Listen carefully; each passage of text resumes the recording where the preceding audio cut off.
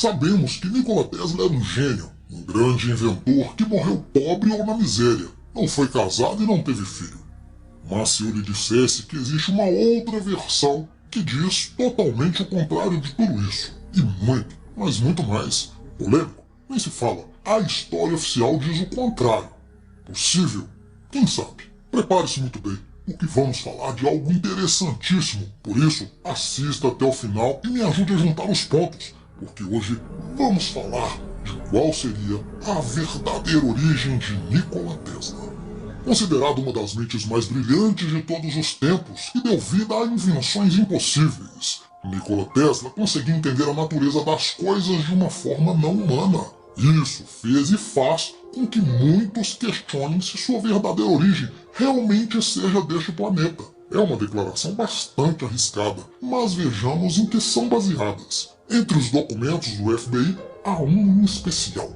Se trata de uma carta de 14 de junho de 1957 de Margaret e John Storr, uma mulher que foi designada para realizar alguns trabalhos com pessoas do espaço.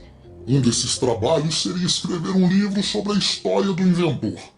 As informações de seu livro têm como base as transcrições recebidas de uma máquina criada por Tesla, uma espécie de rádio com o intuito de realizar comunicações interplanetárias.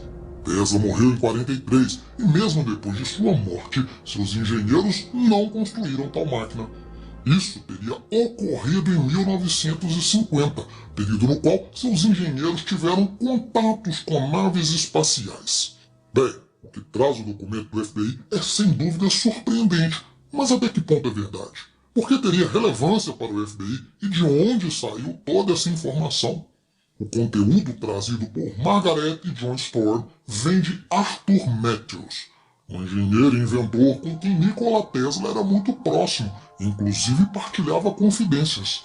Em seu livro chamado The Owl of Light, ele fala sobre a incrível origem de Nikola Tesla. Segundo ele, tudo aconteceu entre os anos de 1941 e 61, quando foi visitado por mais de 10 vezes por naves espaciais que aterrissaram em sua propriedade. Seus ocupantes provinham do planeta Vênus. Em um desses encontros, lhe confessaram que Nikola Tesla era um venusiano.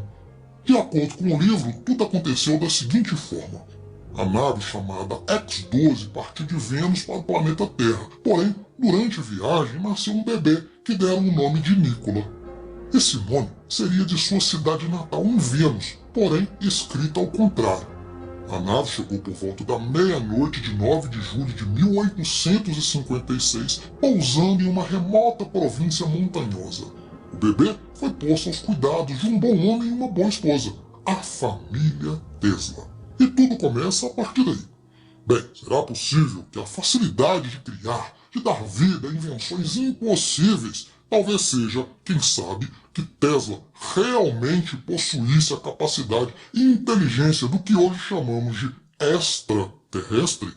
Sabemos que o cientista era visto como um louco, tinha ideias estranhas e incompreensíveis, ainda mais para sua época. Segundo Matthews, Tesla estava mais do que convencido que realmente sua origem fosse do planeta Vênus, principalmente por causa de suas visões inexplicáveis. E por este motivo, o inventor confiou ao amigo os desenhos dos aparelhos que permitiam realizar comunicações interplanetárias. Essa máquina se tornaria o chamado Teslascópio. Nikola Tesla diz o seguinte: eu projetei um dispositivo que permitirá ao homem transportar energia em grandes quantidades de um planeta para outro sem qualquer problema de distância. Eu acho que nada mais é importante que comunicação interplanetária, que sem dúvida acontecerá um dia. E estar certo que exista outras formas de vida no universo, como nós, produzirá um efeito mágico sobre a humanidade. A criação de uma fraternidade universal que durará tanto tempo quanto o homem vivo. Segundo conta, Tesla pediu ao amigo que continuasse expandindo a ideia do contato com seres de outros planetas, porque realmente seria possível, e lhe confiou tudo relacionado ao Teslascópio. Mas ele não precisaria criar a máquina naquele momento, porque em poucos anos, naves de outros planetas se aproximariam da Terra.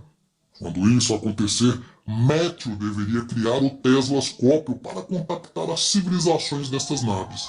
Bem, Interessante que o jornalista investigativo Jan Calzou foi uma das poucas testemunhas que puderam ver de perto as invenções de Matthews. E para isso foi até o laboratório, e lá estava o Tesloscópio. O jornalista não sabia o que pensar, achava tudo muito estranho, porque se perguntava como um indivíduo tão inteligente, reservado e nobre como Matthews poderia ser um louco. Não faz sentido, esse homem mais parece um gênio. Durante décadas, Matthews experimentou a teoria sem fio de Tesla. Testou e testou, mas não encontrou qualquer erro. Em 1906, construiu uma máquina baseada na patente de Tesla e teve sucesso na transmissão da energia.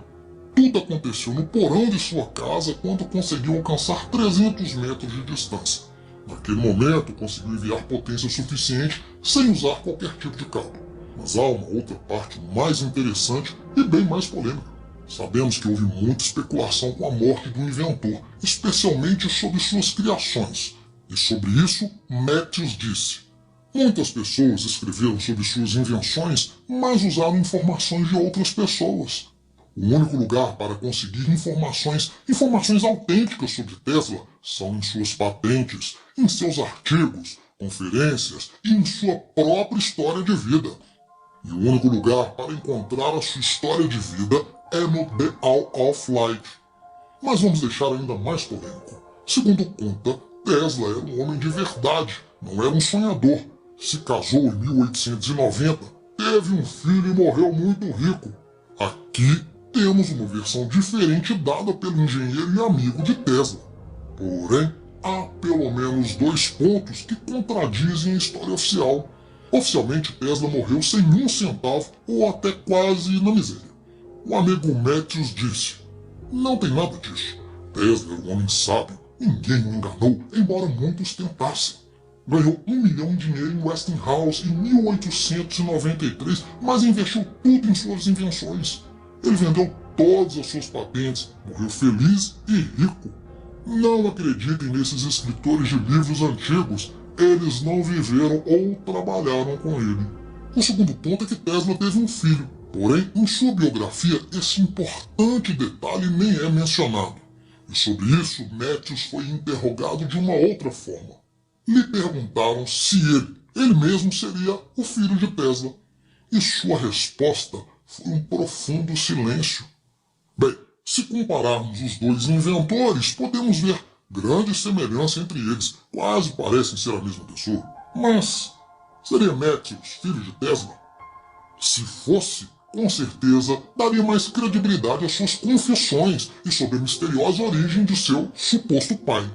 A história é muito interessante, há documentos e registros, mas isso é algo que realmente não podemos confirmar.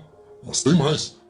Por fim, sobre o futuro, Matthews disse que embora a tecnologia de Tesla fosse utilizada, passaria tanto tempo que ninguém se lembraria de quem realmente foi. Isso nós vemos hoje em dia. Eu sou um dos poucos canais que trazem assuntos de Nikola Tesla. Arthur Matthews morreu no ano de 1986, mas até que ponto seria verdade o que esse homem disse? Como a suposta origem extraterrestre do gênio? Ou o contrário, será que seu testemunho nos deixa ainda com mais perguntas do que respostas? Na verdade, quanto mais investigamos, mais nos damos conta de grandes conhecimentos existem em torno da figura de Nikola Tesla. Histórias que, por ora, continuarão a ser um grande mistério. Mas e você? O que acha? Não esqueça o like, compartilhe para fortalecer a nossa amizade e não esqueça de deixar seu comentário no canal. Forte abraço e até a próxima.